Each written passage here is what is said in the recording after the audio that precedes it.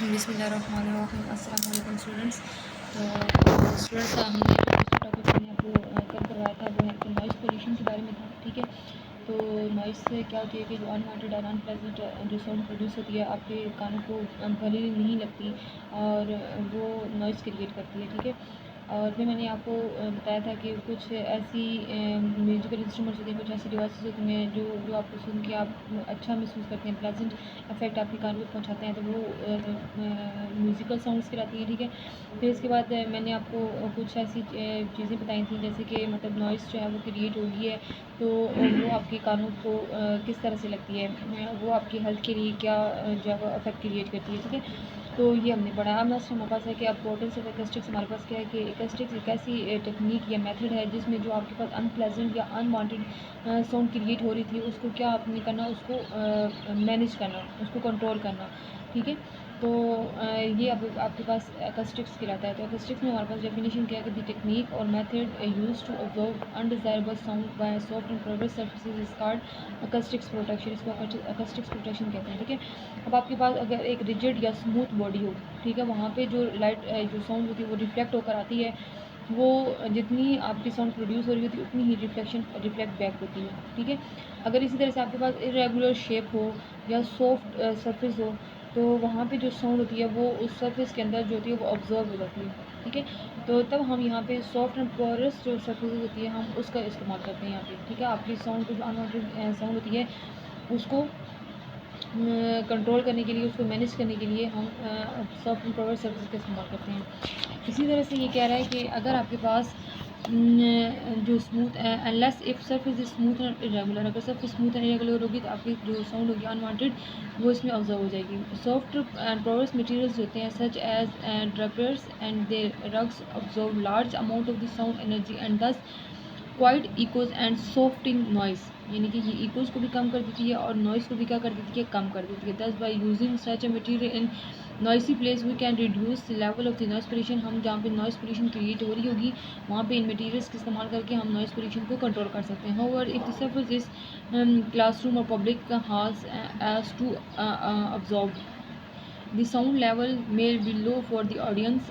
ठीक है, तो कह रहा है कि अगर हम इसका इस्तेमाल करते हैं तो ऑडियंस के लिए, क्लासरूम के लिए इसका जो अगर हम इस चीज़ को यूज़ करते हैं तो जो बोल रहा होता है ऑडियंस, जो सामने वाला एड्रेस कर रहा होता है तो उसकी आवाज़ जो है वो absorb the sound level may be low for the audience.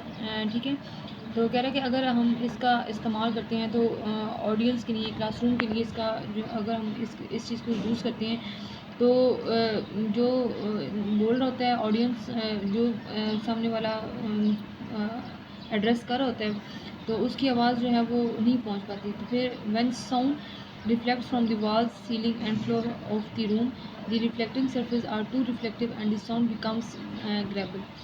This is due to the multiple reflection is called reverberation. यहाँ पे एक डेफिनेशन आती है कि रिवर्बरेशन क्या होती है कि अगर आपके पास एक खाली रूम है तो खाली रूम के जो उसके वॉल्स हैं दीवार कमरे की या सीलिंग्स हुई हैं या जो भी कुछ है वहाँ पे, ठीक है, वो सॉफ्ट है, वो आपके पास जो है वो बिल्कुल रफ़ नहीं है, बिल्कुल जो है वो सॉफ्ट नहीं है, बल्कि आपके पास क्या है कि वो स्मूथ है और रिजिड बॉडी है आपके पास। तो जब जैसे आप कमरे में खड़े होते हैं और बोलना स्टार्ट करते हैं, ऊँची ऊँची आवाज़ें लगाना स्टार्ट करते हैं तो आपकी आवाज़ मल्टीपल रिफ्लेक्शंस जो हैं वो एक ही रूम में जो है वो प्रोड्यूस होती है, वो आपको एक नॉइज़ की फॉर्म होती है, उसको बोलते हैं रिवर्बरेशन कहते हैं। In the design of the lecture hall, अगर हम लेक्चर हॉल जो है या ऑडिटोरियम्स लेते हैं एंड थिएटर्स हॉल लेते हैं, and balance must be the achieve between the reverberation and the absorption, यानी कि हमें इनके दरमियान रिवर्बरेशन और अब्जॉर्प्शन के दरमियान बैलेंस रखना चाहिए।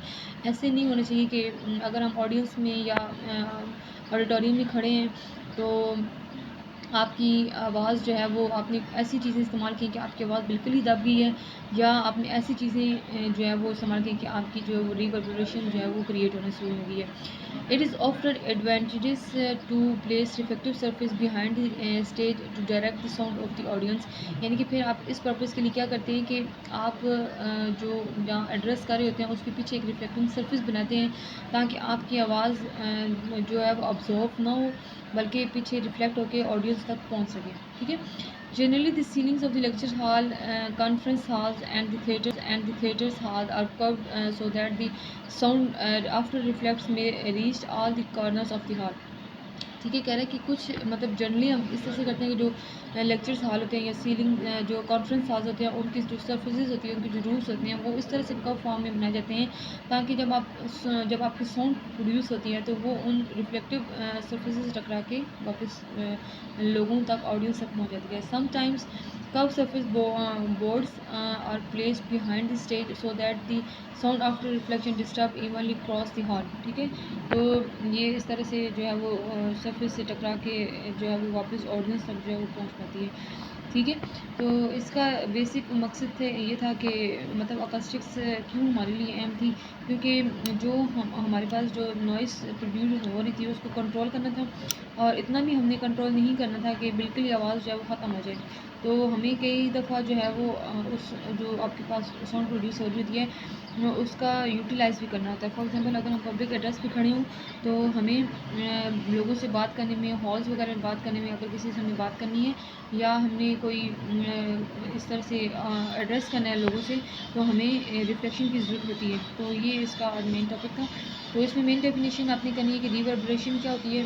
मैंने यहाँ पे निशान लगाया है कि रिवर्बरेशन क्या होती है, एंड दस आपके पास जो है वो अकॉस्टिक्स की डेफिनेशन है वो आपने करनी है. ठीक है, तो इसमें तो रीड कर